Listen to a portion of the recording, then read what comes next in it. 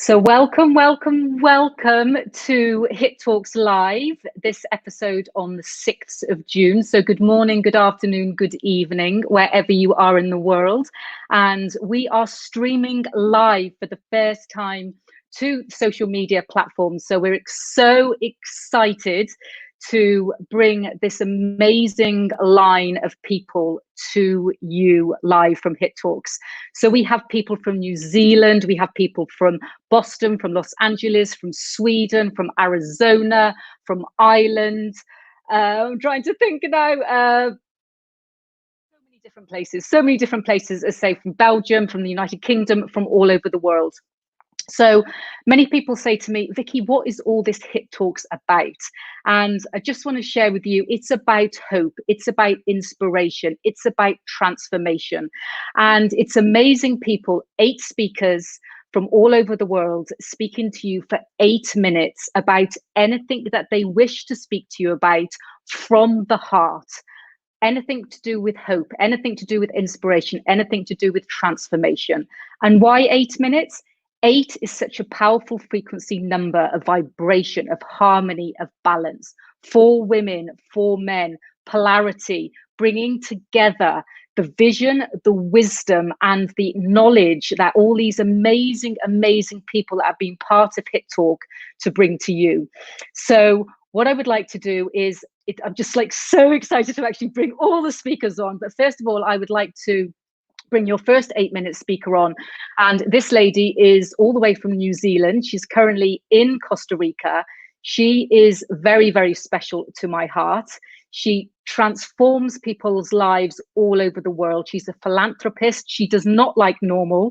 She likes to take you out of normal. She is not just my coach and mentor, but she's just there to change the frequency and the vibration of our DNA and of our coding. And she will go into that a little bit more. So I would love to be able to welcome to the platform. Thank you so much, Regan Hillier, for being part of this. And she is going to share 8 minutes of hope, inspiration, and transformation with you directly from her heart. Hi, Vicky. Thank you so much. It's so good to be here. I love you. And thank you so much for really pulling this together. I love this concept and this idea. And I was tuning in just earlier. I asked Vicky backstage, is there anything you want me to share? And Vicky said, look, just share what's on your heart, share what's present to you. And so I was just dropping in quickly and really beginning to tap into this unified field, which Vicky is holding and creating so beautifully. I'm just really feeling right now, there's so much shifting on the planet. We're in a time where there's a lot of fear. There's a lot of uncertainty. There's a lot of doubt. There's a lot of people questioning everything in terms of what is going on globally on the planet. And for the first time ever, it's evident that we're not just a country or a community going through something, but we're really shifting on a planetary and global scale. And what I want you to know right now is that we're in a moment of great opportunity. All of this, everything that we're seeing, all the chaos, the madness, all of it is divinely planned and laid out exactly as it's meant to be. Now, in this process, what we're shifting and going through on a planetary scale is we are shifting into the new. And there's been many people out there who have been voicing and intentionalizing and praying and wishing and hoping that new systems will emerge, new political systems, new financial systems, new economic systems, new schooling systems, new healthcare systems, right? All of these systems that people have been saying, look, the system's broken. I really desire something new. The good news is that is beginning to anchor in, that we're in the process of actually shifting into that. However, this change does not happen when you just decide it and then you wake up one day and then there's new systems in the world. Like, we're going through the transition process right now and we're literally in it right now. Okay, so the phase of the transformation which we're currently in is the clearing and purging and shifting process, which is necessary. We're clearing out collective global karma on a planetary level, right? And we're shifting this out in order to create space for the new to actually anchor in. Now, why is this so crazy for individuals? Because we're all connected. We're all connected. You're not separate from me, who's not separate from Vicky, who's not separate from what's going on the planet. We're all connected right now. So if we actually desire to actually anchor these new systems that many of us have been talking about for a long time on the planet, well, guess what? These new systems start within you. If you have a dream and you're pulled to maybe a new financial system and that excites you, then guess what? That starts within you. That starts within you clearing out and shifting any old systems within your field. That starts within you shifting out any old belief systems that have been holding you back, and you birth and you dream and you cultivate this new system from the inside out. This is literally being birthed through each and every single one of you right now. And so I wanted to invite you into a conversation of hope, a conversation of truly knowing that you are going through this divine process right now. Now, you know, there's many entrepreneurs and business owners, I'm sure, listening into this who might be saying, well, you know, Regan, this is really hard. And, you know, I feel like maybe this is a time where the world's going into this recession and this is challenging and this is difficult. And again, I want you to know that we're in a time of actually massive expansion. And whether you expand or whether you contract is going to come down to your perception of what's going on and your capacity to tap into your own unique manifestation skills in order to tap into this, right? So you can't be in expansion and in contraction at the same time. It's impossible. You're either expanding into abundance, you're expanding into new possibilities, or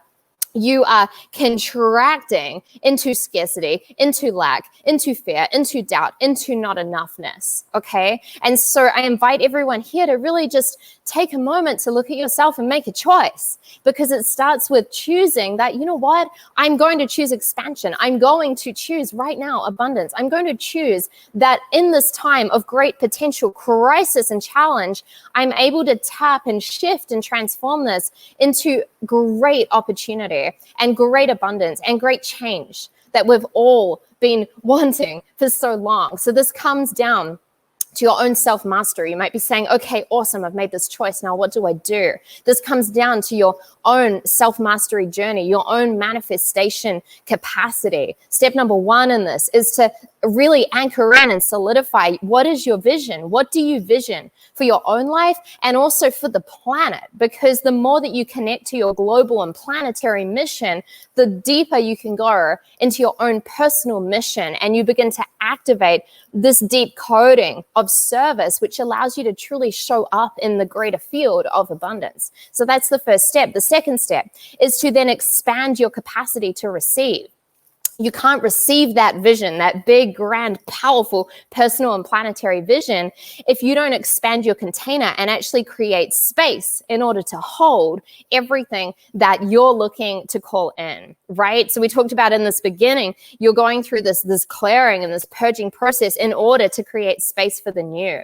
How do you create space? You start connecting to the vision beyond your vision. You start tapping into that next step. You start dreaming and giving yourself permission to dream again, and really ask yourself, if my big vision was done, then what would I be connecting to? What would I be calling in? And you start breathing that and journaling that and meditating with that and praying with that and really going into a life force energy with that. Step number 3 is then to remove and clear and shift everything that has been blocking you or stopping you or limiting you or holding you back.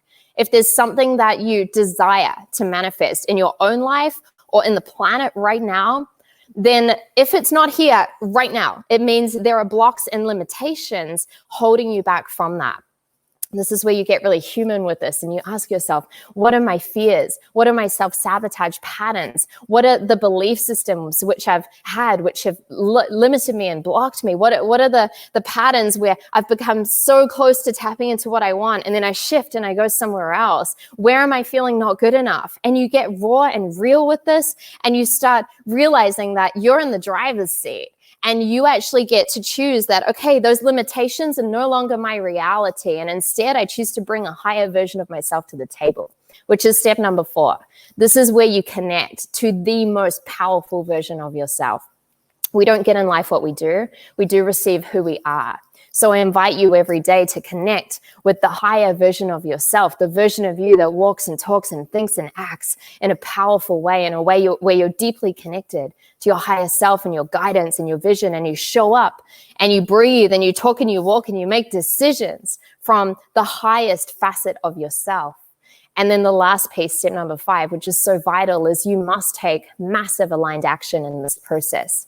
It's not enough just to meditate in your home. It's not enough just to write in your pretty journal what you want to see. You've then got to act from this place. You've got to choose to show up and actually take the action that you desire to see in the world in order to shift this from the inside out. So I think that's about my 8 minutes. And I just wanted to give you guys permission to remember that we're in such a powerful time, such an expansive time. And if we really want to collectively anchor in this new shift, then that absolutely starts with us, and it starts with going within. I think that's me, Vicky. Oh, I think you're muted. Yeah, that sure is. Thank you so much, Regan. Thank you so much. And as you say, from a planetary level, expand or contract. And we have a choice. We do have a choice. So we hope that you can stick around with us for the rest of HIT Talks. And if there's any questions that come through, we will direct them at the end of the show. So thank you so much for being with us. Amazing. Thank you for having me. Lots of love. How amazing. So yes, expand or contract on a planetary level. And it brings me back to looking at some quotes, because it's D-Day today. It is the 6th of June, and HIT Talks are created. The dates are created not just out of the blue. They're created from energetic days.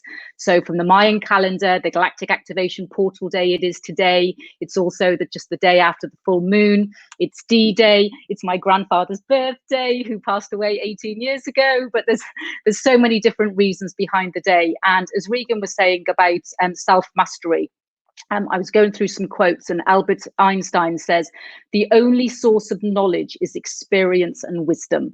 And that is the thing, wisdom and self-mastery. And the one thing I love about HIT Talks is that every single person that is part of HIT Talks, as people come in on as speakers, and obviously the team behind the back of HIT Talks, it is all about serving with hope, with inspiration, with transformation and wisdom. And wisdom from experiences, as Albert Einstein says, and as Regan says, with pure self-mastery. Which brings me on to when Regan was talking about the planetary visions and expanding and contracting and being able to receive, I would like to bring in next a song for you, because we do have the amazing Sophie Van Maton. And I know that when I say it in English, it doesn't sound like it does in Sweden, who sings songs for us at HIT Talks, and the words are chosen for the lineup of speakers as well. So Sophie, thank you very much for being part of HIT Talks. And the song that she's going to be singing for us is The Love in You. And we all have love inside of us, and we're here to share it with everybody. So I would like to bring you to HIT Talks Live. Sophie, thank you so much. And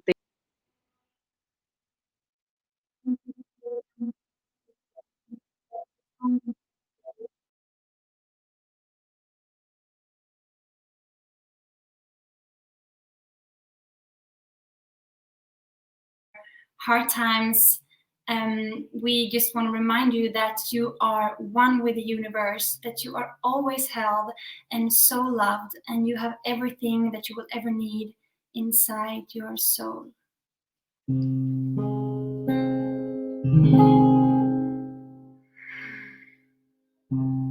You are held in the moonlight. You are held in the dark. When there's too much around you, you will still have your spark. You are held in the daylight. You are held in the storm. You are one with the stars above. You've come in human form. The love in you will shine on through the search of feeling whole, and you will see what's meant to be is all inside your soul. You are held for a reason. You are here to be you.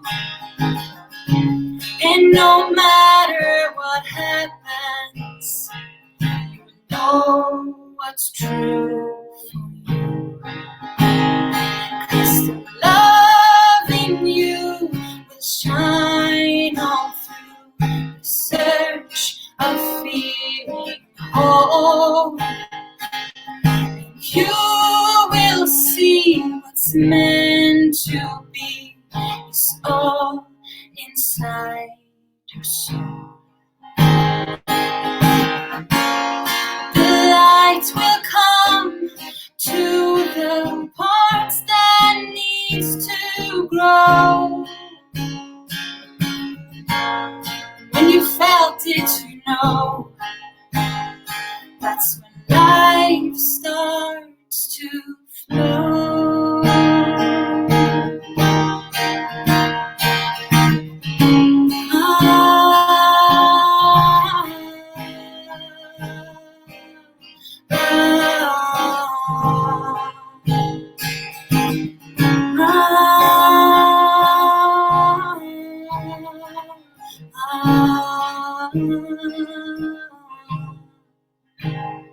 Cause love in you will shine on through the search of feeling whole, and you will find through the search you've been blind, it's all right here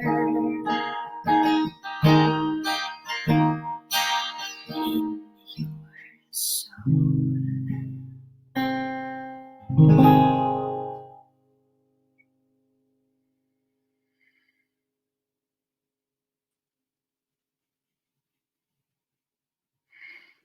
Thank you so much, beautiful. That was amazing. That really was amazing. And thank you so much for the words that you bring to this every single time that we do a Hit Talks. And from the soul, thank you so much for being part of Hit Talks, Sophie. Love you so much. Love you all. Thank you. Bless you. So inside your soul, oh my gosh. And this is very much about how we are as beings with everything that's going on in the world. And now it's, you know, we can be in this madness, can't we? Or we can really step inside our soul and we can really say, okay, how am I going to live? How do I choose to turn up? How do I choose to react to the situations? And am I going to be out there in all the madness, or am I going to be inside within my soul? So thank you so much. And then when we talk about going outside into the soul, for me, when I talk about personally about when I really delve into my soul, I love being out in nature. You know, I'm blessed in the United Kingdom to be very close to where I am in nature, and it is a place that I love to be. And when we talk about nature, there's also the part of nature that is a little bit more challenging. And this brings me on to our next speaker, because the next speaker I met, and I only know because I was given his book, The Summit, back in May 2017 when I was speaking on stage in Ireland. And when I was speaking on stage in Ireland, he came and spoke to me after, and it was a connection that we made, and we'd agreed to climb Kilimanjaro together, which hasn't happened yet, but it will be. You know, he's an inspiring explorer that's, you know, traveled to the North Pole, to Everest. I'm going to get him to tell you his accolades because they truly are inspiring. But again, you know, he has, you know, you have the power, the books that he's written, the books that, you know, he shares with me about how we can live in this world and live from our soul, live from the power, live from love, and also do it with nature as well. So thank you so much, all the way from Ireland. Pat, I would love to give you the floor for you to be able to share your wisdom, your knowledge, and your hope, your inspiration, and your transformation, my friend. Well, thank you very much, Vicky, and it has always been a pleasure meeting you, because you're so full of enthusiasm, right? Okay, and like that comes across on these talks and everybody that you have in there. Well, yeah, my name is Pat, and you know, I started my life as a bricklayer and as a dreamer, but most people put me down. They said, who do you think you are to have dreams, goals, and aspirations? And I think that's the same with a lot of people. So I have come to the conclusion it's none of my business what other people think, and I've always followed my dreams. And my father gave me a book one time, and it's about dreamers. And as I sit here now and I'm looking at my screen, I know everybody out there are dreamers. But most people dream in the dusty recess of their mind. It's a Lawrence of Arabia quote, awake in the morning to find it was vanity. But the dreamers of the day enact their dreams with open eyes and make them a reality. And my grandmother always pumped into me when I was a young lad, if you think you can, you will. And if you think you can't, you won't. So I got out of my 6x6 box room and I went on a journey of life. Now I'm fascinated with people. I have lived with over 40 different tribes of people, trying to figure out what it is that has driven you and I, since the evolution of our species, to be the best that we can be in no matter what we are. And it's the resilience. You know, I think about the fact of when we came out of our mother's womb and we came out and we took our first breath, we became an explorer in what was one of the greatest journeys, you know, of all kinds. And we became an explorer in our own life. And that's indeed what I love, exploring. I've lived with over 32 tribes of people now all around the world. And what's fascinating, Black, you know, whatever color, whatever creed you are. And I have friends in all of those worldly places, like from right around the world, from Antarctica, like all across the 7 continents. And you know what I found? We are the same. We are the same, because if you prick us, we will hurt. If you cut us, we will bleed. And then you take the fact, right, okay, that now, during the crises that we have, sometimes they are very good, because what it does, it brings us together in unity. And it's a great story that was given to me when I tried to take my own life at 29 years of age, because I had lost self-esteem.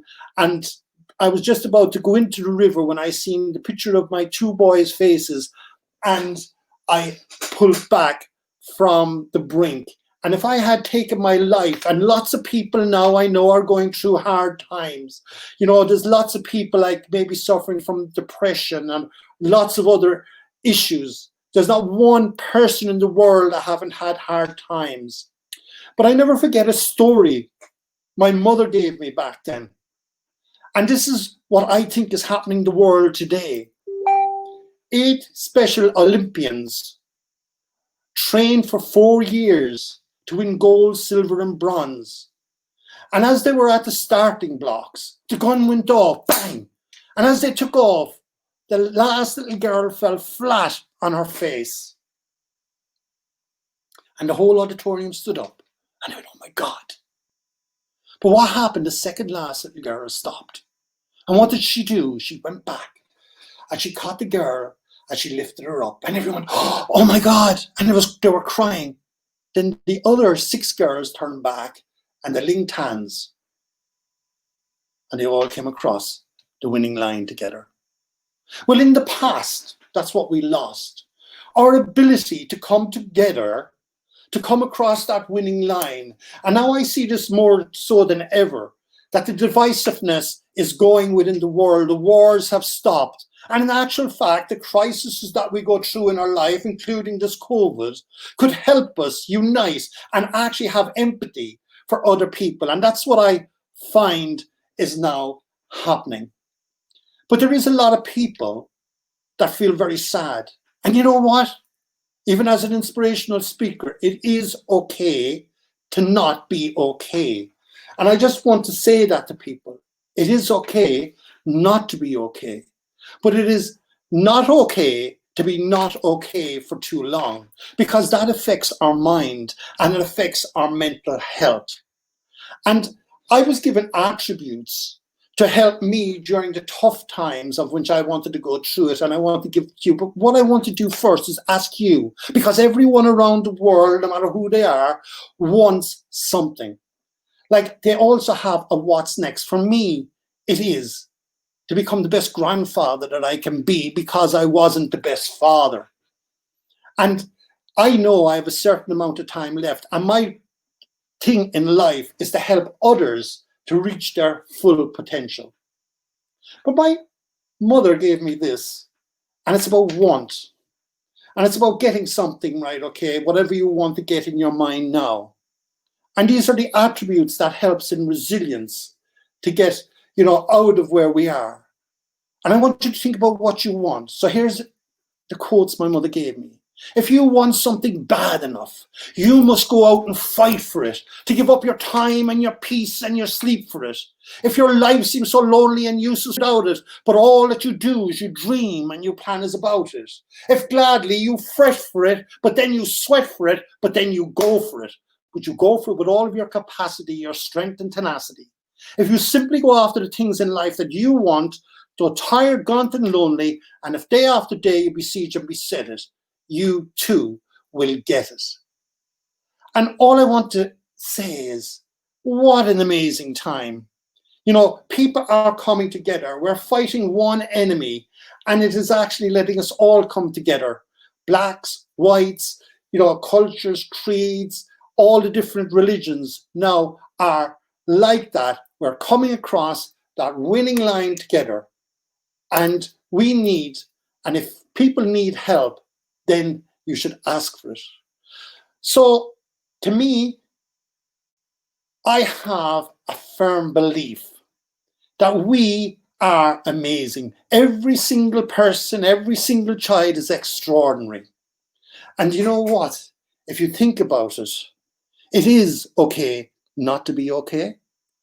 It is also a fact that we have the power. If I can ask you to do something, think about what you want. And this is an affirmation. What I want you to do is to hold your fist tight. And no matter when you're down, I want you to look at yourself straight in the eye. And I want you to say, and you can say it from inside and roar it out, I have the power. I have the power. I have the power.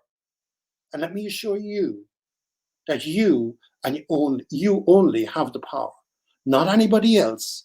So if you believe you have the power, we can get through no matter what crises that we have on planet Earth.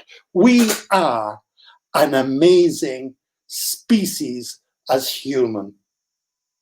On that note, I think, Vicky, my time is up. And what I would like to do is to say namaste. And I wish you all a happy life.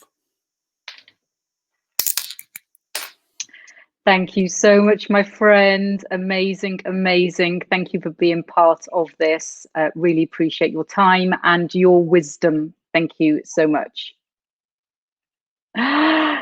Wow. I have the power now. Let's just say there's, as M says here, that I have the power. Now, Pat, what I would like to do is I'd like to add a word into that. And I'd like to add a word in. I have the internal power. Come on, we have all the power inside of us. So it's our internal power as well. And yeah, go for it. Absolutely go for it. Togetherness. And this is what I love about what's happening in the world now at the moment, about the people that are coming together, the people that are actually really supporting each other, the people are saying, yes, I want to be part of this. I want to give my time. I really want to help other people around the world. And that is all about togetherness. And the other thing that I loved that you said as well is, go for it. And if there's something that comes from your soul, or there's a message that you receive, to go for it. And I do live by that, and I do use my intuition of when I want to achieve something or get somewhere.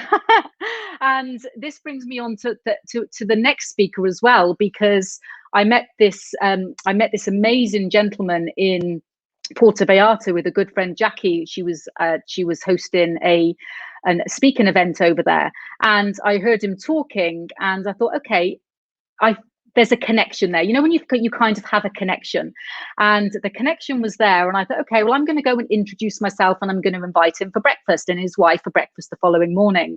And, you know, people are saying, you can't just do that. And I thought, of course I can.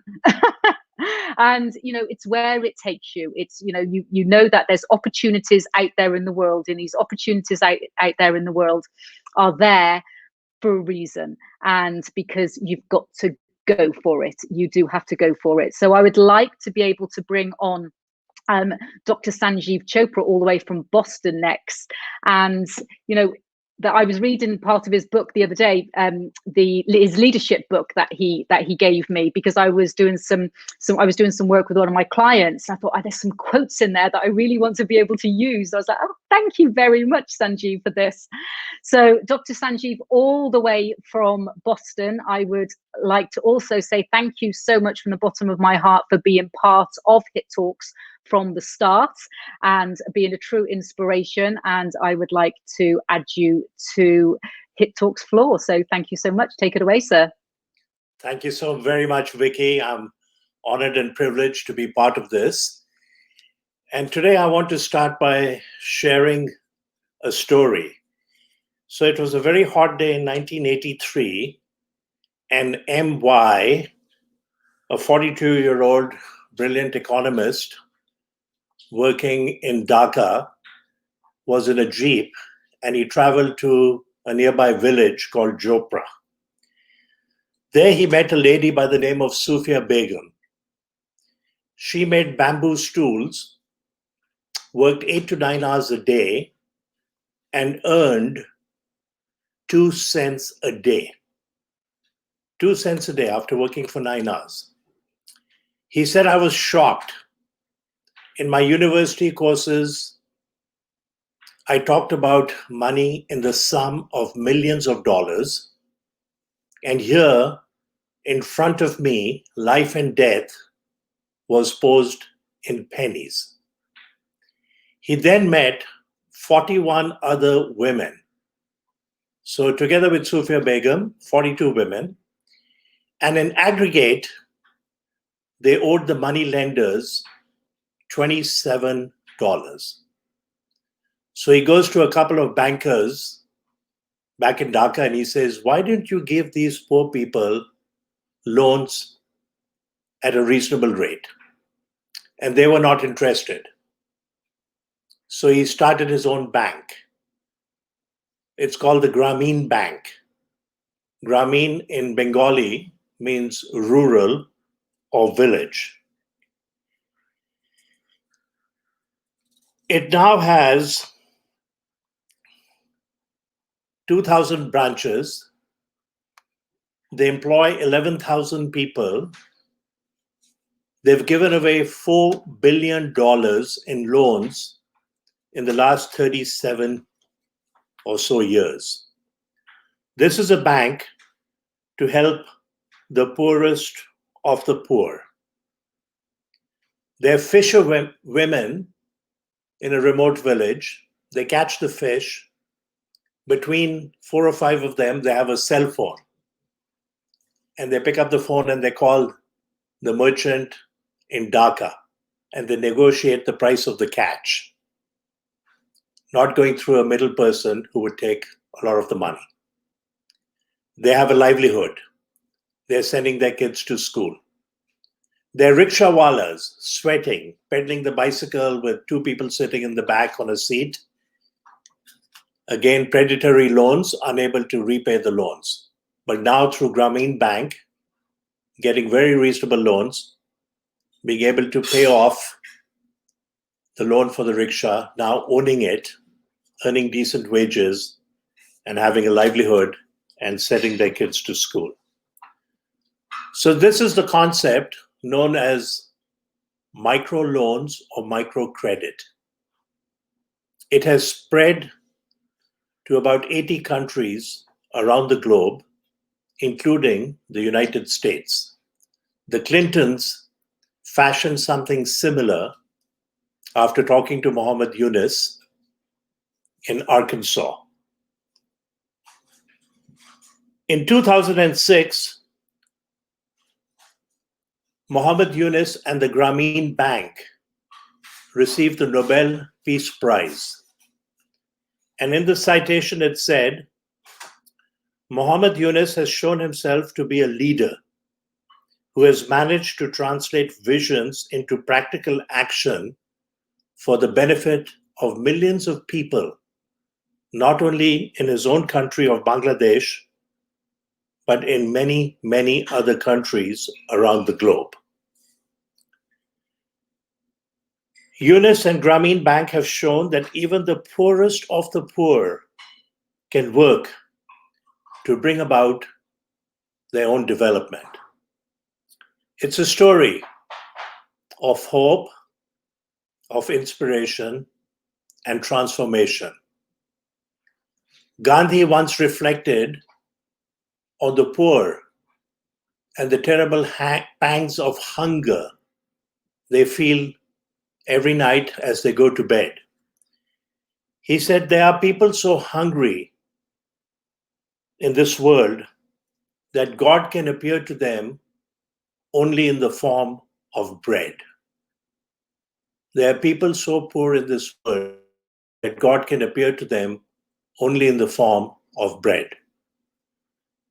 Muhammad Yunus said of poverty, poverty does not belong in a civilized society. It belongs in a museum. Let me leave you with a parting thought. But before I do that, Muhammad Yunus found his purpose in life with that one encounter with Sufia Begum, working 9 hours a day, making bamboo stools, and earning 2 cents a day. Mark Twain once famously said, the two most important days in your life are the day you're born and the day you find out why. So let me ask you a question. Is poverty the major reason for conflict in this world? And when I ask this to friends and colleagues and professors and even Nobel laureates, many of them answer, yes, poverty is the cause of major conflict in this world. I think that's partially true, but there's a different kind of poverty, and that's the poverty of dignity. And that, I believe, is the major cause of conflict in this world. We heard some amazing talks earlier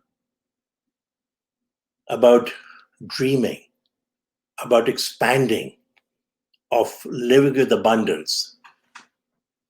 I'm going to close with a quote from Søren Kierkegaard, the great Danish philosopher and theologian, who once said, to dare is to lose one's footing momentarily. Not to dare is to lose oneself. So let us all make a pledge to be dreamers, to dare to dream big, to dream with abundance, to live a life of purpose, to live a life full of love and light. Namaste, which in Sanskrit means, I bow to the divinity in you. Thank you very much. Thank you, Sanjeev. Amazing with your wisdom again. Thank you so much for being part of this. And oh my gosh, I do have to say, synchronicity, as Sanjeev was saying about finishing that off about a dreamer, I leant over to my desk because it is the full moon today, well, yesterday, depending on where you are in the world. and I am a Hay House Angel Oracle card, tarot card reader.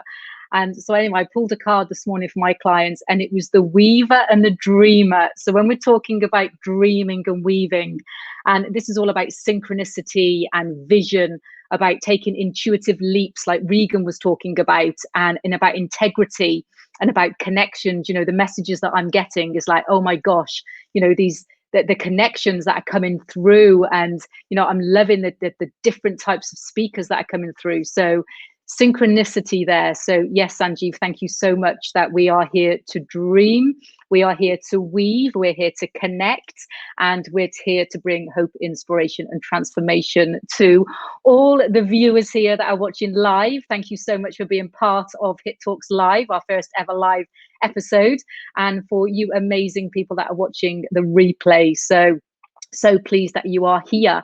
So we are now going to be moving on to our next speaker. And again, I just, you know, my heart sings when I connect to these people. And we are traveling across the world again, not too far from me, but maybe from some of the other speakers, back across to Ireland. And Pat connected me with this amazing lady. And when we met and we first connected, it was just like, for me, I was like, oh my gosh, I was just like, there's just like a soul connection. And for her to be part of this, she'll explain a little bit about what she does, but Dragon's Den is a program that me and my children used to watch all the time, and my husband, it's Shark's Tank in the USA, and as well as a medium, a mogul, as well as a lady that really supports women in domestic violence, who's an author and you know, is on radio and is on TV. A true inspiration, and I'm so glad that she's here to partake her wisdom with everybody. So Nora, I would like to bring you on, and I would like to say thank you so much for being part of your first Hit Talks. Thank you so much, Vicky. Yes, I'm here live from Ireland. I'd love to say it was sunny, but it's a typical Dublin day. We've got nice light drizzle outside. There's a rumor that a little yellow ball is going to arrive tomorrow, so we're getting very excited about that. I started off in 2020 doing a post up on Instagram saying I wanted to live wider and deeper. You'd think I'd know what was going to come next, because I've certainly been digging deep over the last few months. I think what inspired me to say that is that I don't have control over how long I'm going to live. I've always been conscious of that. But I do have control about how deep my life can be. So it's been partly wonderful over the last while to pause, to reconnect with old friends, the simple pleasure of going for a walk in the park, which has been wonderful. Just, I think sometimes not necessarily climbing mountains, but using up all of the space in the day and ending the day feeling quite fulfilled, finding that everyday beauty. For me, I think sometimes in life, you have to always be interested rather than be interesting. I certainly meet a lot of people who want to be interesting, but for me, I love listening to people. I love learning new skills. I've loved the last while for all the good reasons, not the bad reasons. Just to say, if I was to take my life linear, not wider and deeper, I would tell you, I grew up 8 of us in a 3-bed house. My mum would say, please don't talk about the Angela Ashes moments now. But I went to a school for socially disadvantaged children. There's 2 pictures on the wall. One is of the Deputy Prime Minister here in Ireland, and the other is of me. So the chances of me doing what I did are really quite remote. I then went on to be a nurse. I still have a lot of nurse in me, by the way, particularly over the last while. I was a journalist, so Angel to Rottweiler. I worked in TV and radio, mainly in print. I was a CEO by the time I was 30, and I had completely transferred into business by the time I went into Dragon's Den. I have investments in businesses in many countries around the world and made millions along the way, but that is not what defines me. What I did in life is definitely not who I am. It's what life did to me that defines who I am. I think in many ways, we talk about failure in business all the time. I grew up and we'd never admit to failure in business. Now we're always saying how great it is to fail in business, nature's harshest and best teacher. But in our personal lives, we hardly ever talk about the things that went wrong, the things that were bad. Recently, I was asked to talk about the day that changed my life. If you think about it, it's quite a big question. What day changed my life? I think most people who know me because I've spoken about it and done TED Talks, they may have thought it was the day that my husband died. He died too soon. He died at 48 and he died very quickly. He worked for the BBC for 20 years. He left a huge chasm in my life, but that wasn't the day that changed my life. The day that changed my life is when I left my first husband. I think when I was transitioning from being a nurse to being a journalist, I met somebody who was far older than me, more sophisticated, wealthy. And for 9 years, I lived in a relationship that was really tough, physically violent and coercive. I still have, you know, the bruises and the mended broken bones. And funnily enough, I have some damage here on the side of my face, muscular and bone damage, so that every time when I'm at my most happiest, I remember a particularly violent episode that damaged that side of my face. But that day that I had the courage, after many failed attempts, to pack a small bag into my little red car and drive away from the house, I felt I was driving over a cliff. I had nothing, financially nothing. I didn't even have a home. I stayed in an Ibis at Heathrow Airport. It was the cheapest place to stay at the time. But I also said to myself, never again will anybody be able to have this control over me. Never. I will stand on my own 2 feet. I'll earn my own money. I'll keep my family and my friends close to me, and I'll value these things in my life from now onwards. So I would say that if I had never taken that step to drive away from that house, I wouldn't have met my beautiful husband, Richard, who was, if you get a bad one, you then get an amazing one. I wouldn't have my son, Dara, who is my rock. I would never have even continued after Richard's death if I didn't have Dara in my life.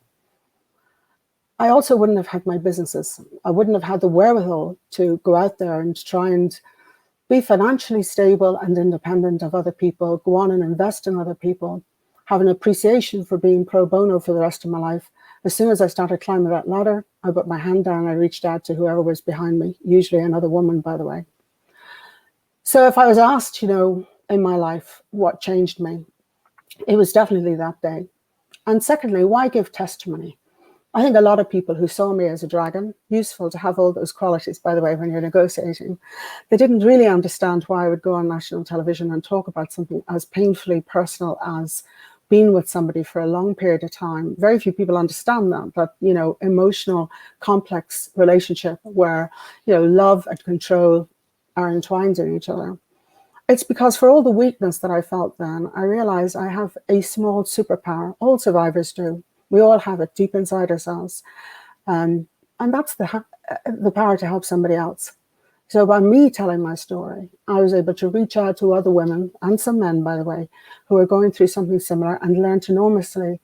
I learned an enormous amount about how to connect with those people. I learned all of the similarities I had with those people. I went on to write a book, to do a TED Talk. I now connect with women's domestic violence refugees and others for the rest of my life. I think being a survivor, it changed me, but it definitely didn't destroy me. I went on to lead a huge, successful life thereafter. I would say to all of you out there, it's not whether you're going to fall down. We all do. We get bucket loads of adversity in our lives. It's how you get back up again. I think if there's one thing I've learned in my life, it's to get back up again. It's often important to know somebody who's been there before you. When my lovely Richard died, my mum had lost my father before me, and happily she was able to show me how that some things mothers should never have to pass on to their daughters, by the way, but she showed me how to get there in terms of getting back into life. As Vicky says, I now work full-time in TV and radio. I still have businesses. So in terms of giving testimony, in my lifetime, lots of people didn't give testimony. You know, we brushed things like mental health, homosexuality, child sexual abuse, alcoholism, drug abuse under the carpet. Brave people started to give testimony, and it changed life here in Ireland. It certainly changed life for same-sex couples. I wanted to give testimony about an area that very few people, when I did my TED Talk, I was the only second person who ever was an actual survivor to give a TED Talk. My first husband's now dead, so I'm free to talk as much as I want about it. I finish with one thing. I'm often asked, would you write a letter to your younger self? What would you say? Well, firstly, I'd say, listen to your mother when she says, don't have that perm. And secondly, don't allow people to photograph you when you have that perm. I think it's much more interesting to imagine your older self writing a letter back to you. And I imagine that in the twilight of my life as an older woman, maybe as I'm facing the inevitability of that final chapter, that I will write back to myself, take every chance. Even if you worry about failing, you know, take the leap, quell the inner voices that whisper don't. I've had many of those throughout my life. Raise your hand high for every possibility that life throws at you. I have a little pig that's stuck on my fridge. It has been there for the whole of my life, since I was probably 17 or 18. It's not the things you do in life you regret, it's the things you don't do. Thank you for listening to me. Thank you so much. And I know that this sounds too much of synchronicity as we talk about synchronicity, but I have the same one on my fridge also. That's cool. A little black one. So yeah, I'm gonna take a photo of that. But thank you so much for sharing, Nora. Thank you for your vulnerability and for you being part of Hit Talks. And please stay with us. Thank you.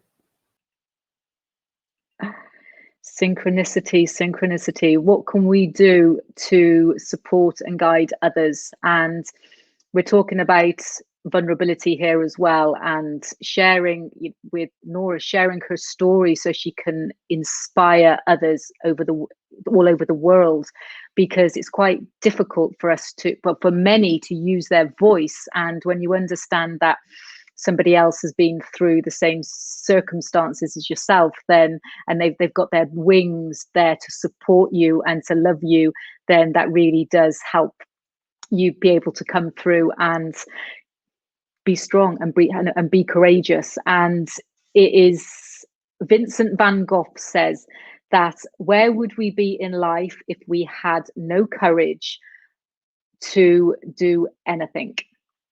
Where would we be in life if we had no courage to do anything? So it is the courage. So thank you very much for sharing that with us, which brings us on to another one of our amazing speakers. And we are traveling across the world now to Chicago.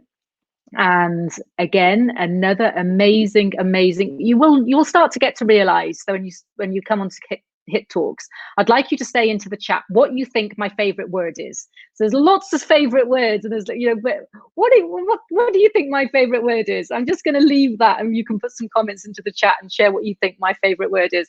But anyway, this fantastic lady is joining us from Chicago, and not just a philanthropist and really supporting children's and orphanages as well, but within the media and entertainment industry with Fortune 500 brands, and also being part of Hit Talks to share some hope, some inspiration and transformation with us this morning, this afternoon, or this evening, whatever time of the day that you are joining us. So I would like to say, Elena, thank you so much for being part of this. And I would like to bring the floor over to yourself, my love. Thank you very much. Thank you. Thank you so much for including me. I am so lucky just today to listen to Pat, listen to Nora, my good friends, Rick and Sanjeev. It's amazing to have you here. I'm less nervous knowing that you're in the room here. And thank you, Vicky, for the great introduction. At first, I wasn't sure what I was going to talk about. I have 8 minutes. And so most of my life, most of my career, I've been in sales and marketing. So I sell vision, I sell hope, I sell experiences. I've never sold anything physical, which is interesting because you have to create a storytell, and you have to really sell an idea to consumers, to brands, to entertainment, to the entertainment industry, especially to the people. My big passion as well is Maestro Cares Foundation. I serve on the board of Maestro Cares Foundation. We build orphanages all over Latin America for disadvantaged kids. And so that has really helped me and blessed me with meeting so many children who never really had hope, who never really had a chance. And along with my husband, Henry, and Mark Anthony, iconic artist Mark Anthony, we've been able to really provide and go out there to Dominican Republic, Colombia, Mexico, Ecuador, Peru, Argentina now, Chile. Our first project in the US in Chicago will happen next year. And so I've been blessed to really be able to give my heart to these kids. Today, I want to share a story with you. And this is a story of hope, and it's a story that fills my heart. I fell in love with a kid named Jeffrey. He was born with cerebral palsy, and the minute his mother looked at him, she left. She had no resources. She didn't know how to take care of him. And most doctors, most people in the community didn't give him more than 6 weeks to live, if that. Today, Jeffrey is 15 years old, and he's the happiest boy that I know. To know him has changed me because I understand he lives in what we would see as a tragedy. He's in a wheelchair, is paralyzed from the neck down. And by the way, he's one of 5,000 children all over Latin America that would try to help. But Jeffrey has given me hope for the world, for everyone. My hope is always, every day when I get up, is to have a full heart.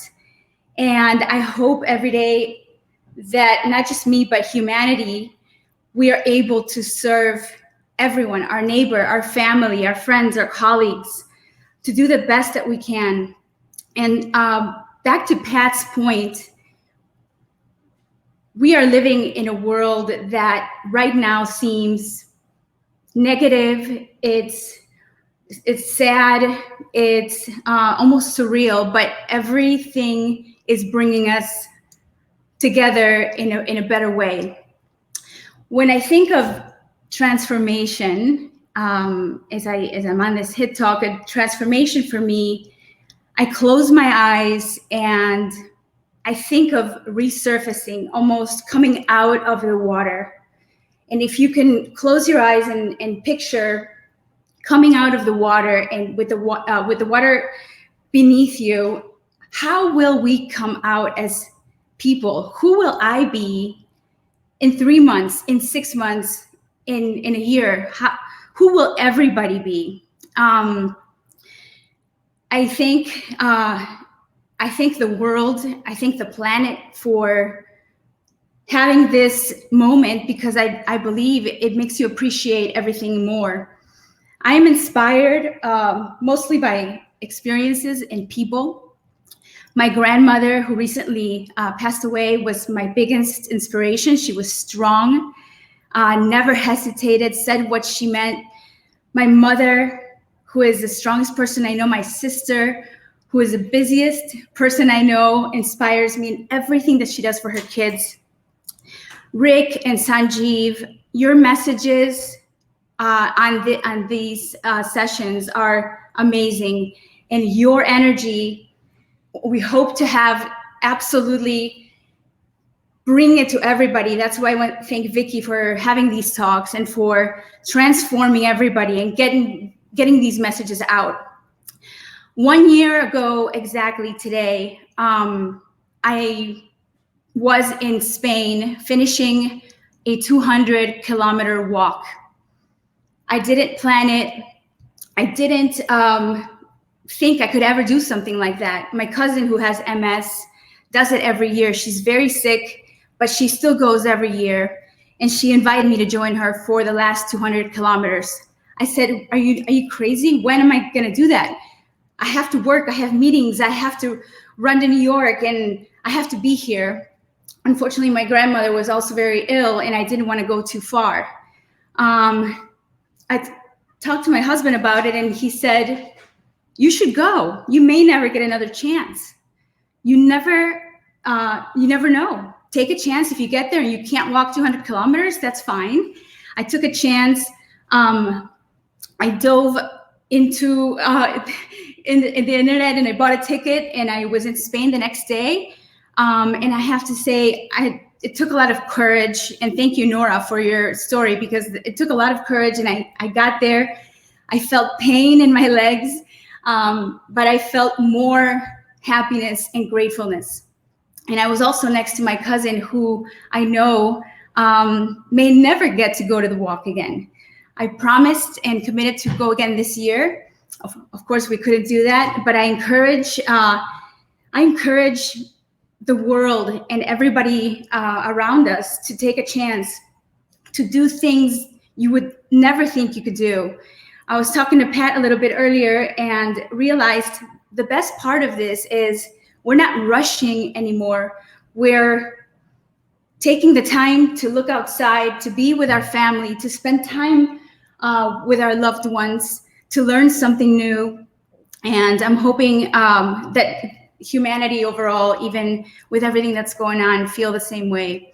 The relentlessness of my colleagues, we are in the entertainment business. And so we, from one day to the other, everything fell down. Everything stopped. It was a halt for the entertainment industry. Canceling 200 shows or more was something that I watched my husband, also the CEO of our company, go through. And I'm inspired by the strength that this pandemic brought that out of him, because it hasn't been very easy. But I think if we stay united, we can all go, we can make it through this and surface through that wall of water as better people with bigger hearts, and most importantly, more gratitude. Transformation for me has been through loss of life in this past year, but also hardship, love, and unity. People who never expressed themselves to me or to our family are now here. We're united no matter what. You unite and you move on, and we have to do it together. Vicki, thank you for having me. I have so many stories about our kids and Maestro Cares Foundation, also about how we met Sanjeev and Rick, and for 25 years forward. And so I hope I get to come on again and really be able to share more of that piece. One lesson I've learned since knowing Sanjeev and Amita is that I have to say thank you more often. I am here to serve everyone, and everyone comes before me.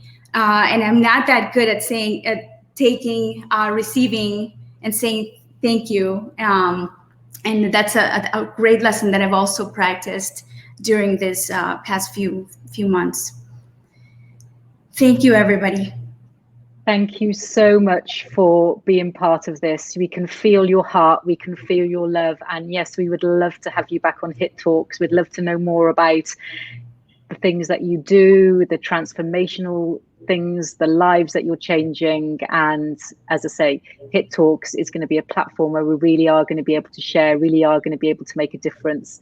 And I'm just so grateful that you're part of it. Thank you so much.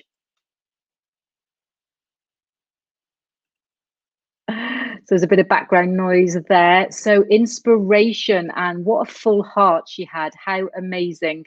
And we had a chat earlier, Elena and I, when we were talking about inspirational people, the amount of inspirational people that we know. And going back to what Regan was saying, and what we've all been saying really about, seeing the inspiration in people and seeing people transform. And years back, I would have thought this was ego.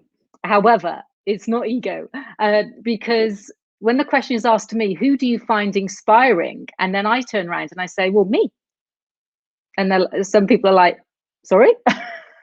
And they say, who inspires you? I say, well, I inspire me.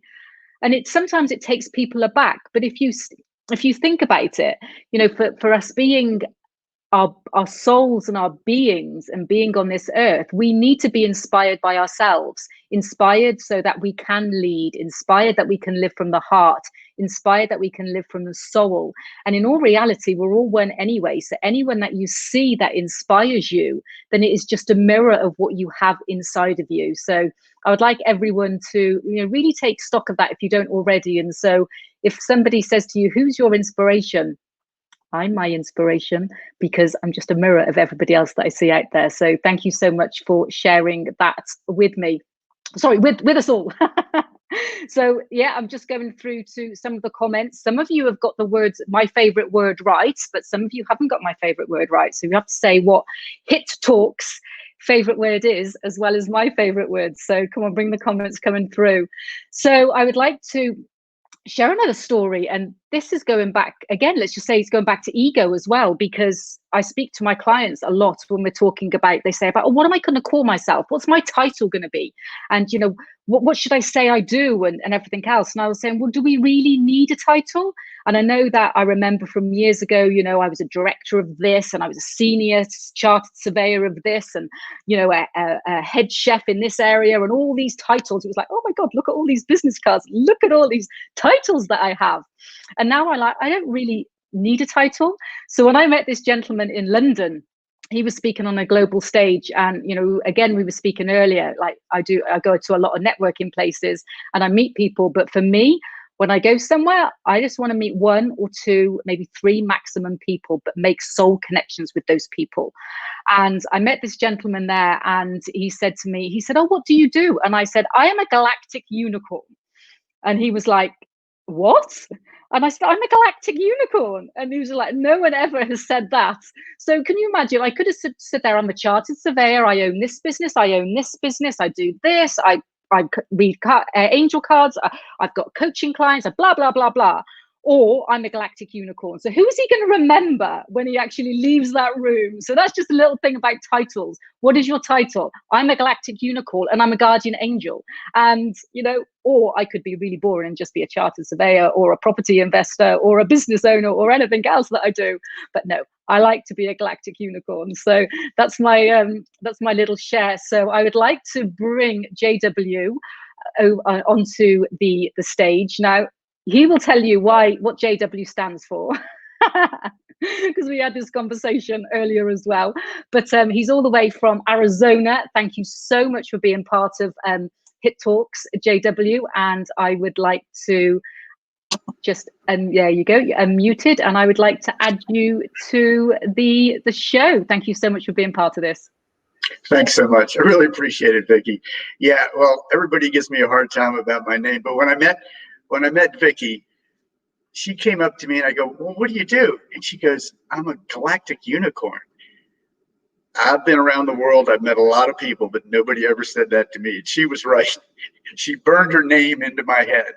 And then she reached out to me. Really, we only talked for a while there, but she reached out to me really almost 8 months later and said, you know, the conversation that we had made a difference to her and made an impact on her. And I do neurological and genetic research on the basis of learning and behavior change. And we've researched the 6,000 genes that control neurological function to figure out how to turn those on so you can change your behaviors, you can change your thoughts, and you can change your actions in the world. Because really, your thoughts, your actions, and behaviors aren't just some amorphic things.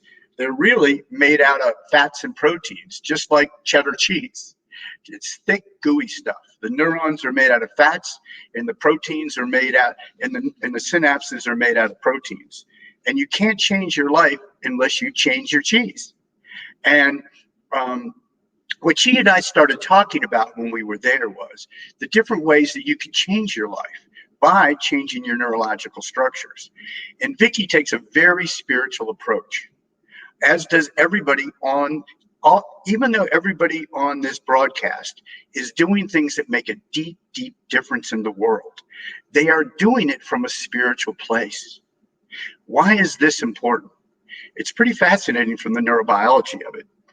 What happens is your history, your parents, where you grew up, the struggles you went through in school, who you met, whether you grew up in Lebanon or you grew up in Israel or whether you grew up in Brazil. That environment literally shaped your brain. It literally changed the shape of your cheese, and it made you look at the world in a certain way. But the truth is that isn't you. You're much deeper than that. And what we do is we run around and we think our thoughts are who we are. What we know from neurobiology is, and what we learn from spirituality is, when you observe your thoughts, when you observe your behaviors, you literally shift the blood flow to the most evolved part of your brain, in a part called the ventral mental prefrontal cortex. And what it does is, it does two things. One, it lets you see reality better. When you take a side, we look at these riots that are going on now, and everybody is taking a side. I'm for Black Lives Matter, I'm against Black people. We're all taking sides. And what we're doing then is creating conflict, not recognizing that we're all the same. One of the blessings that I had growing up, and people don't think this when they meet people that grew up with alcoholic or drug addicted parents, but my parents were addicted to drugs and alcohol. So I was really raised by two Black ladies, Claudia Sanchez and Mary Wood. And one of the gifts that I got when I was about 7 years old living in New Orleans was they came, Claudia we were going downtown to New Orleans to go to a movie. I remember it was The Creature from the Black Lagoon. And we got on the streetcar and I sat down and they said, no, you have to go in the back because your mate is with you. I was only 7. I didn't realize there was any difference between Claudia's color and my color. And for a long time, I never felt that separation that other people had, because really everybody that was white in my life was crazy, and everybody was Black was solid. So it was really kind of a gift that I had that let me see the world differently. And so as I started doing, and I really hadn't told this story, I don't think I've told this story to anybody really, my wife maybe, but everybody on this call that was being so authentic, it made me think, what was it that it makes me want to do what I'm doing? We're really using this science so we can see how to transform our brain structures so we can transform our world. A lot of the things we're doing in education, motivation, and behavior change takes effort and conflict. What we find is, and this is what we're doing in the world right now, I'm right, you're wrong, I want to win. I'm Republican, I'm Democrat, whatever it is, we're fighting with each other. And what we find, not only from the spiritual condition, but from the biologic condition, is the more you operate out of what these called slow wave states, these are alpha, theta, delta waveforms. These are slow wave states that come from these meditative places. When we go into the observer and we see we're not our thoughts or emotions, what our thoughts or emotions are just our history. It's our old cheese. When we get above it and can start to observe it, literally this cheese starts to melt. I'm being very metaphorical here, but the cheese starts to melt, and then we start to see the world anew, and we become anew. So every time we meditate, every time we go into alpha and theta states, when we meditate and become the observer, we go into these alpha and theta waveforms. They're much slower. They're driven by a thing called acetylcholine, which is the primary neurotransmitter of the parasympathetic nervous system. When we can go into these more relaxed states, these more observer states, one, our old cheese starts to melt. Our old cheese starts to melt, and we can import new cheese, which is who we really are. And so what I'm finding is, and what everybody is doing on this call, really, hold on, I'm trying to make sure I get the right time. What we're doing on this call and with each other here is we're coming together from a place of acceptance of one another. So the riots we've got going out there, the craziness we're going out there, it's me being right and you being wrong. We can never get anywhere like that. We tried to do that since prehistoric man. Tribes have been fighting each other for millions of years, since 6 million years ago, since Australopithecus first came out and first humans were evolved. So we now have these upper brain structures that can allow us to cooperate. And cooperation is what's going to change the world. And here's the fascinating thing. When we drop into these more authentic states where people are talking about their histories and their bad childhoods and all those other things, what happens is other people lean into us the more authentic we are. And then when we have things to say, they can select in that information more effectively in a way that changes their existing structures. So conflict cements the cheese. It turns the cheddar cheese into Parmesan cheese, and you can't friggin' change it. And it makes your life crazy. You run around excited and mad and upset all the time. It raises stress hormone, which lowers the thing called serotonin, which literally cements your whole thinking and makes you miserable. And so my thing keeps going off here. So my timing, I want to make sure I got my 8 minutes in with you guys. Is we're so blessed to be able to talk to each other like we are on this show, because literally it's allowing us to observe from this part of our brain that allows us to recognize that we're all really the same. No color, no nationality, nothing but creativity within sameness. Namaste. Thank you so much. Yes, we are all one. We are all one. So we all need to be Parmesan and not cheddar. So that's what we need to leave you with. Thank you so much for that, JW. Thank you. So that's it. So if you're going to put cheese on your pizza this evening, put Parmesan on your pizza. Do not put cheddar on your pizza. So it's synchronicity and everything aligning, because these talks aren't planned. This is what we love about HIT Talks, that they do come from the heart, and we don't know what any of the other speakers are talking about. There isn't anything, there's nothing structured in that way that we know the lineup of what speakers are going to talk about. So this is why when we work with the right frequency, we work with the right energy, we work with the right amazing souls that are being called in to be part of this, is then everything kind of falls into place. And as you mentioned, we are not our thoughts and our emotions, and we are all one. So absolutely love that. Absolutely love that. And I'm going to go away to sleep tonight with the words that we've been speaking about, the synchronicities and the dreaming. And I'm going to lie there and say, I am Parmesan. I am Parmesan cheese. So without further ado, I'd like to bring on the next speaker, who is from Los Angeles, and it is early morning over there.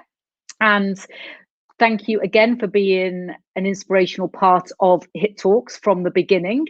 And he brings it from the heart. So we've got no idea what he's going to speak about. He's got no idea what he's going to speak about until he comes on in a couple of seconds time.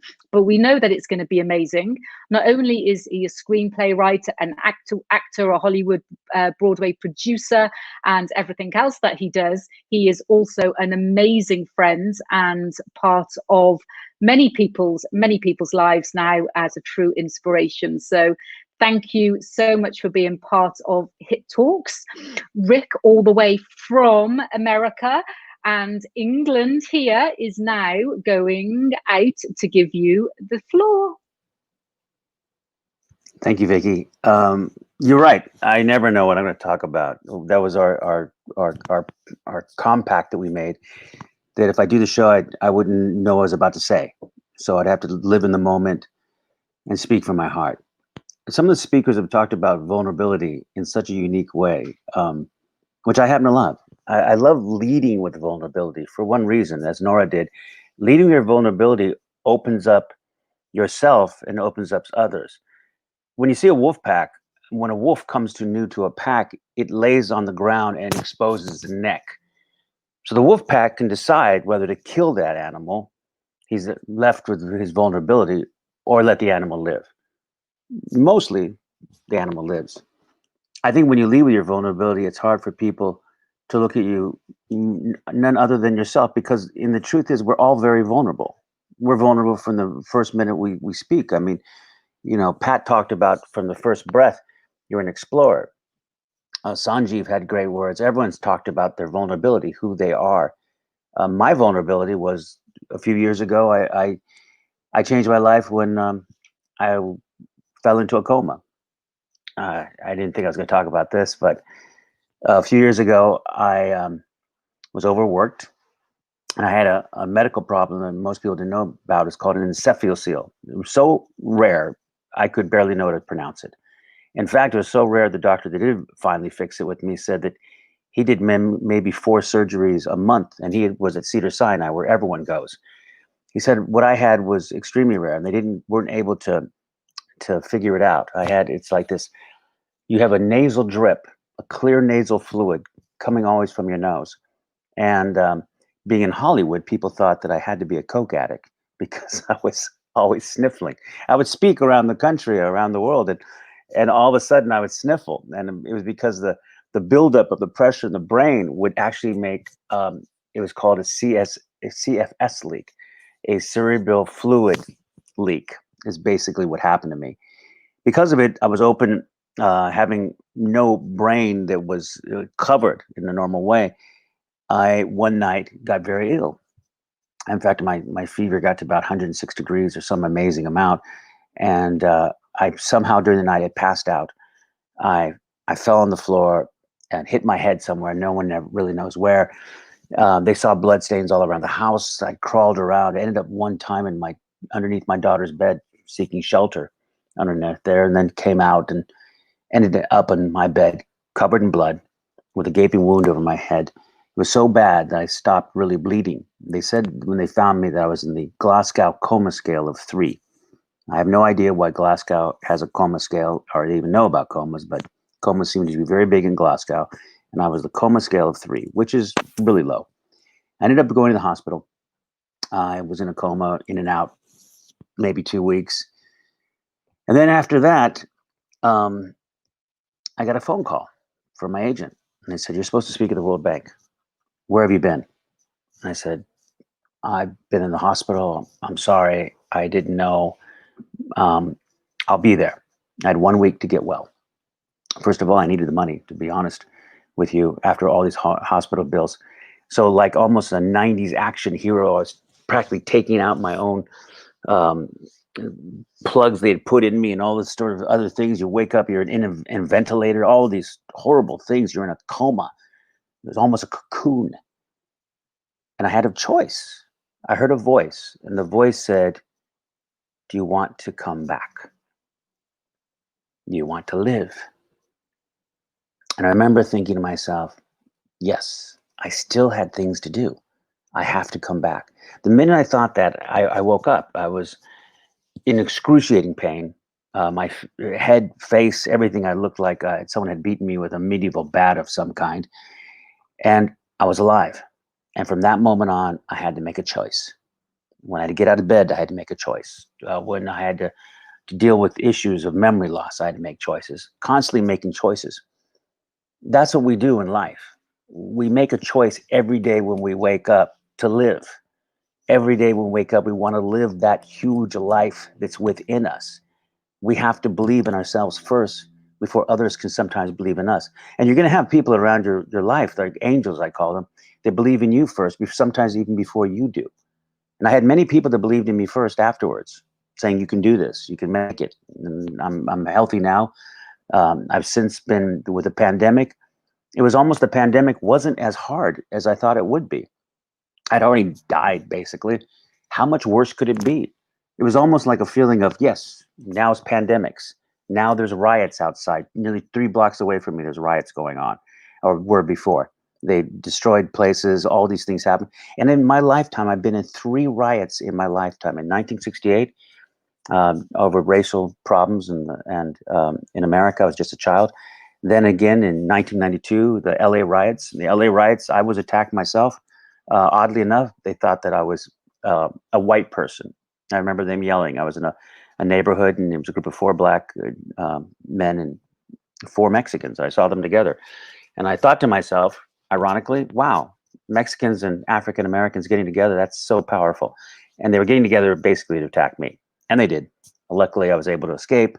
It all turned out well. I ended up in an ATM, and I was taking out money because the whole world was crashing around me. And a black gentleman drove up next to me in a nice black BMW and a nice car. We both were taking out money. And he looks at me and goes, do you have my back? And I said, "Yeah, I have your back. Do you have my back?" He says, "Yeah, I got your back." We took out the money. He looks at me and he said, "It's not about color. It's about who's got the ATM and who doesn't." We took our money, went away. And I remember, even now you can hear sirens because this was happening right now in America. And, JW talked about the conflict, how it changes us. Conflict is an opportunity. I never realized that till now. Even hearing these stories, I realized conflict is an opportunity. you know, you think about it. I remember one of the first things as a child, I was flunked in kindergarten. They kept me back. They held me back. And I remember the shame of that and all the things. They said that I was slow. They didn't know what to do with me, on and on and on. And they said, Rick is slow. Rick is slow, which at that time had even worse connotations. They didn't realize I didn't speak. I never spoke in school. And they once sent a note back to my parents and said, why doesn't Rick speak at all? And I didn't. And my family took me aside and said, why don't you speak? And I said, I really don't have anything to say. I want to listen. So I listened and I listened and I listened. Eventually, a teacher took me aside. And in that worst part of my life, she said, tell me a story. So I told her a story and she made me a book. And the book was about a little boy. The little boy that went out in the world and he became every color in the world, and no one knew what to do with him, what to think about him, how to feel about him, what was his deal. He was changing colors constantly until finally he met another boy who was many colors himself. And the boy said, I come from a planet where colors are respected, colors are admired, colors are loved. The more colors you are, the more you're respected. Colors were almost a form of currency. And the more colorful you are, and the more different you are, we love you more for that. It's a great honor. And he took him away to go to his planet. And I realized at that moment, being a kid in San Diego, 15 miles from the border, and growing up in the border, being Mexican American, and seeing the contrast between the two worlds, I realized I was the colored boy. I was actually telling my story. I think we all have to tell our stories for one reason, that we are together. Some of the speakers have talked about, we are one. When you look at the word in Lakesh, it's a Mayan word, speaking from this side of the world. In Lakesh means you are my other self. Namaste. I'm recognizing the divine in you. All those things is about unity. It is saying simply, I see you, you see me, we are one. If you think of all the greatest quotes in the Bible that I've ever read, I always remember, love your neighbor as yourself. Love your neighbor as yourself. How well you love yourself, you should love others. What a calling that is. And I look at this and I see what's happening today and all these people talking. It's a beautiful thing for one reason. They walk away and look at someone else and think they are you. And when the riots are happening here in LA, all this stuff is merely the fact that some men did not think that a black man was them. Did not think that black man needed the same justice as they did. And when you give justice to others, it doesn't take any justice away from you. It merely gives what is there for everyone. That is the feeling. Loving one another, looking for our better selves. What happened after that coma? I wrote a book. I've spoken all over the world. I did all this stuff. So sometimes a coma, you have to fall asleep to finally wake up. I bought an electric car. I changed my diet. I'm plant-based. All these different things to myself to give gratitude for my life. And I give gratitude for being here today. Thank you all. Namaste. And Rick, we have gratitude for you being part of this and sharing your story with us. Thank you so much. Thank you. Thank you. Thank you. So amazing. Unity. We are all one. How many times? It's just, again, we're all saying the same thing. We are one. We see it in each other. Together, we are one. The contrast between two worlds. And what really grasped me with what Rick said also is about listening.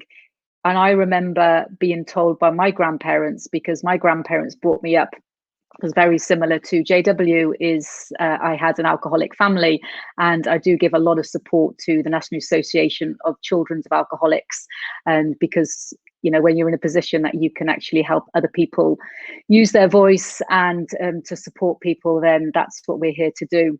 But my grandmother always used to say to me is that you have two ears and one mouth, Vicky, for a reason. So why don't you use your two ears more than your one mouth?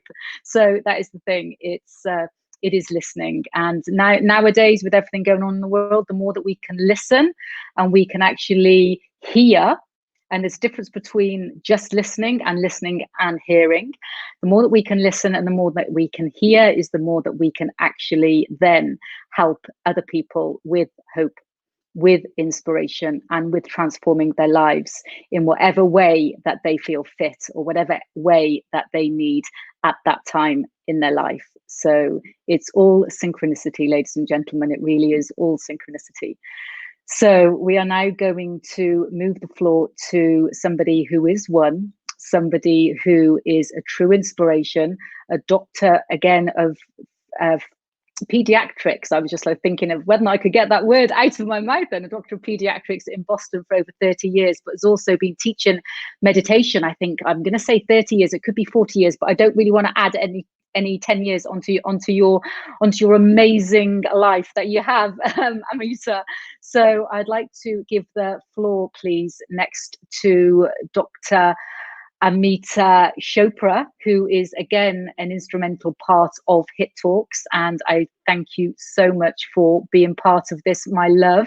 And we could go on about the story again about us meeting and the amazing holiday that we've just all had with my daughter, who loves you dearly, in St. Lucia. So it won't be long till we're back there. So thank you so much for being part of Hit Talks, Amita, and I give you the floor.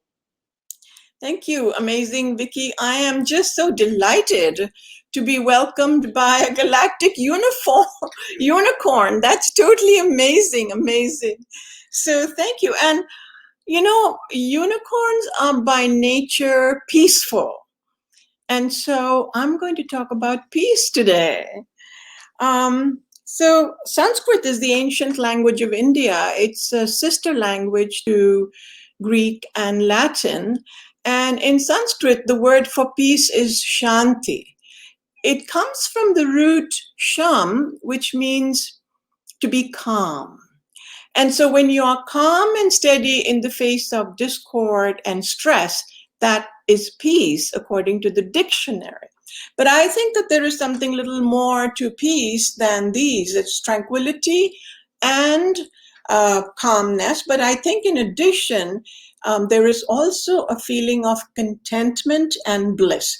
So contentment means you have everything that you could ever want, you already have. Don't need anything, anyone. And bliss is more than just happiness. Happiness is a feeling, it's a pleasant feeling that brings a smile to your face.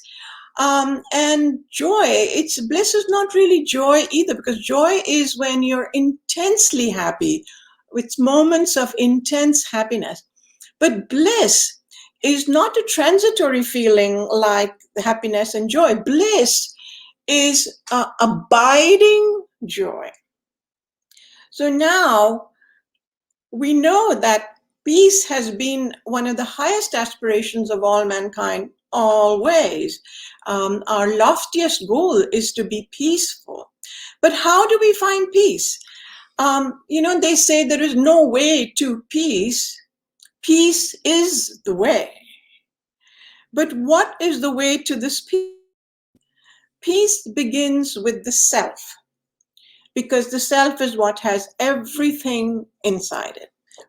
But there are two selves. This is confusing. Two selves, because one is our inner authentic self, and the other is our ego self. Now, the unauthentic self, I'll contrast the two for you so you understand the difference. The authentic self is what is unconditional. It is your pure self, your inner true self. It is pure awareness, and it is pure consciousness. The ego self is actually the conditioned self. It's attributes that the external world has bestowed on you.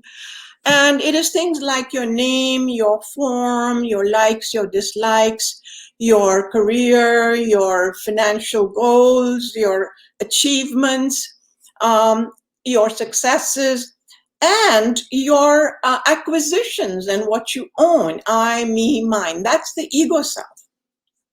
The authentic self is universal. It is the self that contains within it all the knowledge, power, and creativity of the whole world, the entire universe. And the ego self is the individual self. It's the intellect, your mind, your body, your senses. Now, the universal self has all the knowledge, power, creativity in it, but you are a part of that whole. And so if the universal self is an ocean, then you are a drop of the ocean, but you contain that entire ocean within you. That drop contains the whole ocean within itself.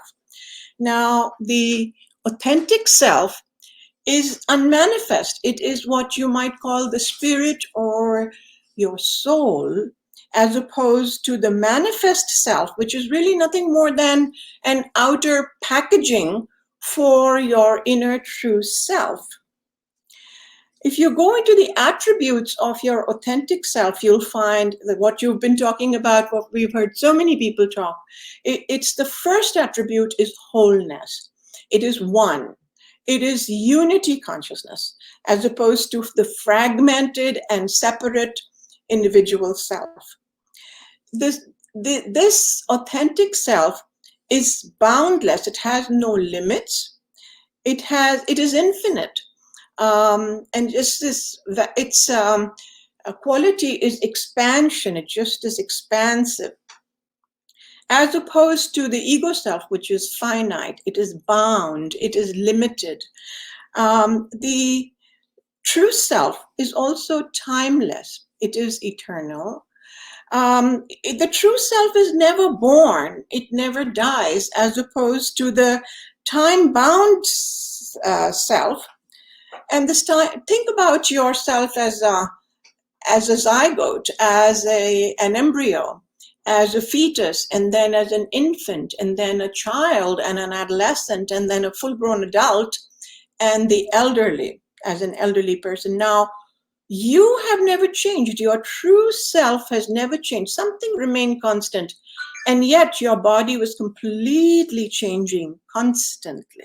So the authentic self is changeless. It's the only constant that there is in the entire cosmos. It's the only constant. Everything else changes. Change is the nature of our world. And so it's just constantly changing. So what is the nature of the true self? The nature of the true self is, as all of you said, it is love, light, it is peace, and it is bliss and truth.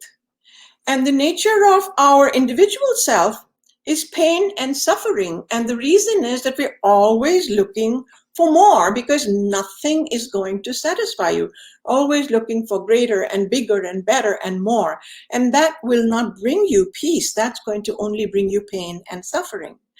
But you might ask now, what is it that makes this authentic self real? Sounds like a very abstract thing, but I want to tell you that there is nothing more concrete than your spirit and your soul and your authentic self, because this is pure existence. This is your existence. Now, you can deny anything in the world, everything. You can even deny God if you so choose and be an atheist. But there's one thing that you cannot deny, and that is that you exist. You cannot deny that you exist. And so I'm going to actually do a 30-second experiment with all of you to show you how real yourself is, okay? So just sit comfortably on your chairs and just breathe comfortably, and you don't have to do anything at all, nothing. So you just allow yourself to be comfortable and gently close your eyes and just be comfortable and peaceful and drop everything. Just be. Don't think of anything. Don't do anything. Just be for the next 30 seconds. Okay, start.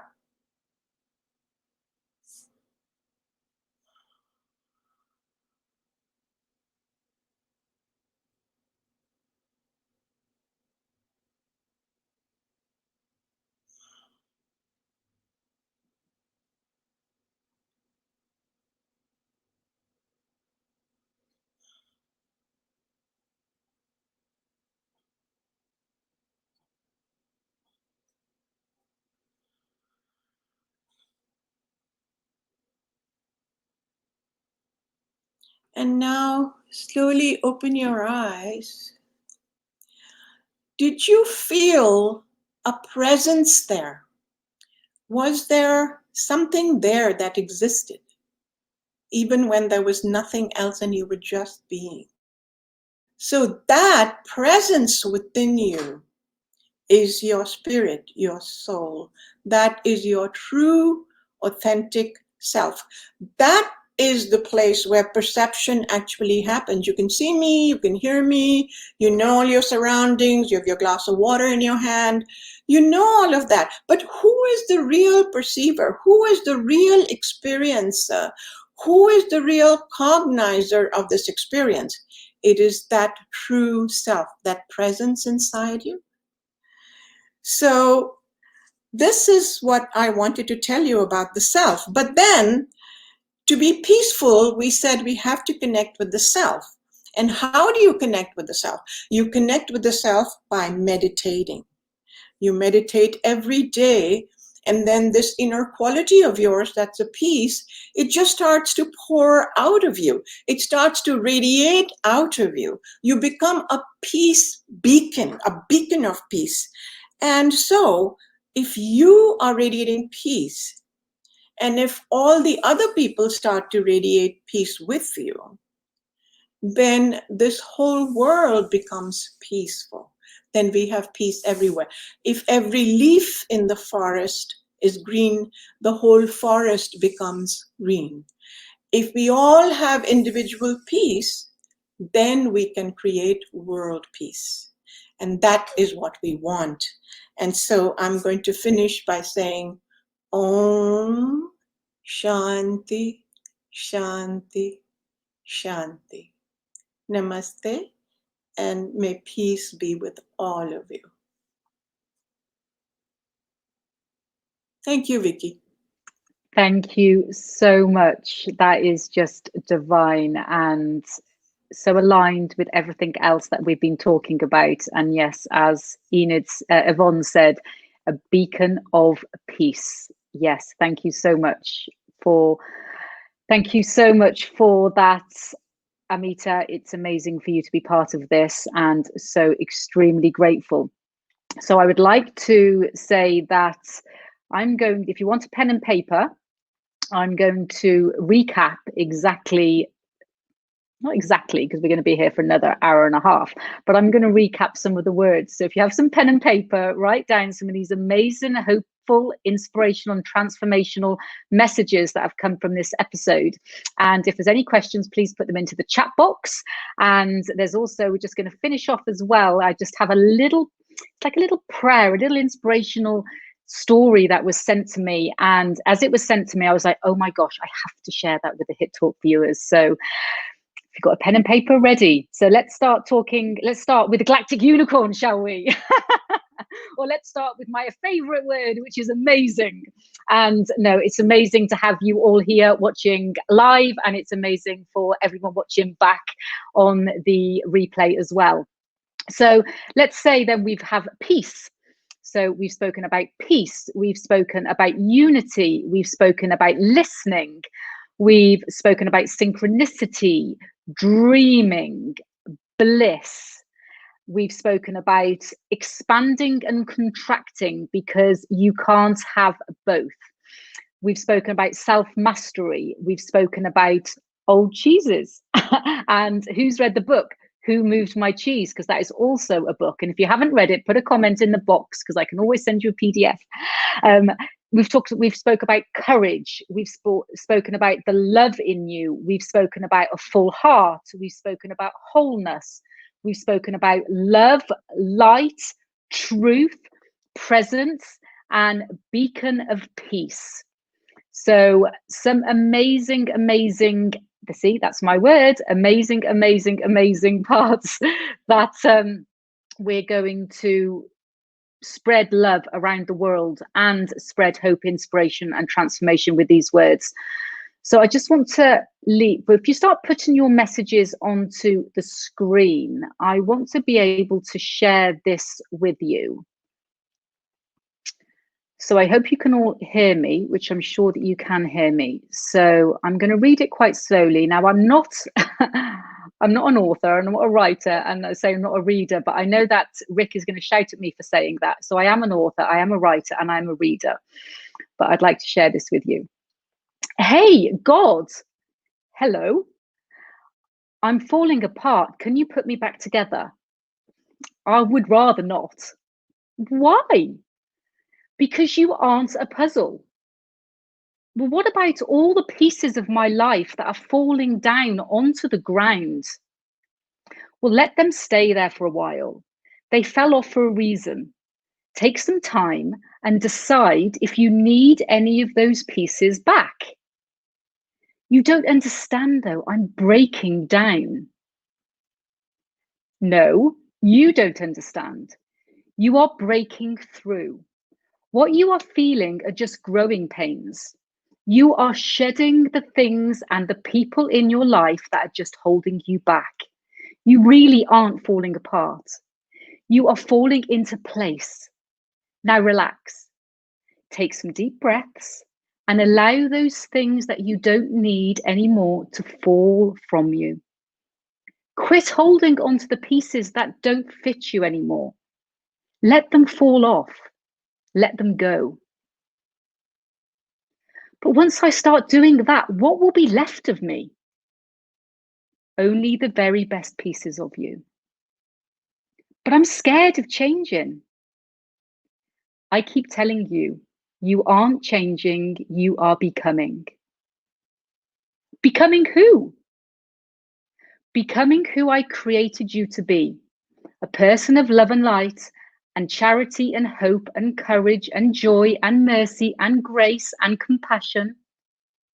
I made you more than the shallow pieces that you have decided to adorn yourself with, that cling to you with such greed and fear. Let those things fall from you. I love you. Don't change. Become, become, become. Become who I made you to be. I'm going to keep telling you this until you remember it. There goes another piece. Yes, exactly. Let it be. So I'm not broken. Of course not. But you are breaking like the dawn. It's a new day. Become.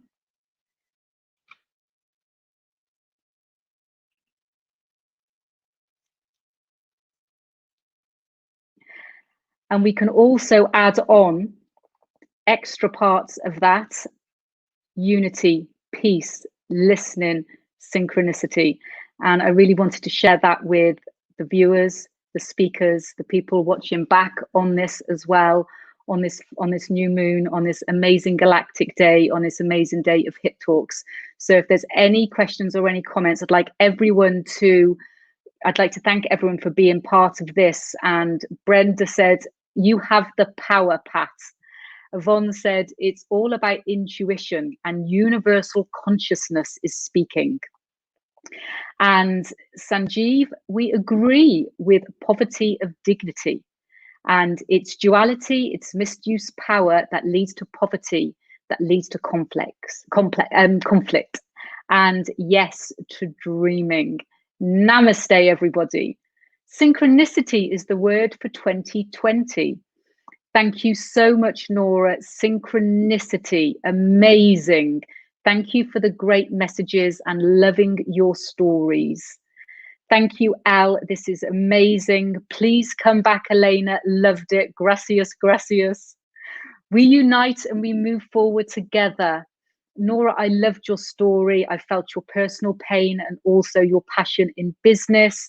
Galactic Unicorn. JW, you're telling the viewers things that we didn't know. So thank you so much for that, and wisdom, and missing the chats from England. I am the divine. Rick, you are amazing. God bless you. I love the story that we are all one. There's so many coming through here. Sorry. Amita, we're so delighted to see you. Shanti. Hello, Amita. Lovely to see you. Bliss. I am me. I am the spirit. I am the waking. I am the divine. a beacon of peace. Bella, I think that's Spanish, and I don't think I said it in the Spanish way. Thanks, this is amazing, brilliant. I love the galactic unicorn. Much blessings and much light, and thank you to everybody. I would love you to join us at the next Hit Talks. The next Hit Talks is on Saturday, the 20th of June. We have the speakers already announced, so they'll be up on the page www.hittalks.com by tomorrow, and you can register there and we'll be able to send you all the details. So thank you everybody, to all of our thanks to all of our speakers for being part of this episode of Hit Talks. I would love, as I say, for everyone to join us at the next Hit Talks on Saturday, the 20th of June. And please check your time zone on the internet page. There is a time zone calendar where you're going to be able to see what time zone we are broadcasting in your area. So from this episode, I would like to say thank you so much. Namaste, sending you love, peace, blessings, dreams, bliss, and all those amazing, hopeful, inspirational, transformational words, and continue being a beacon of light.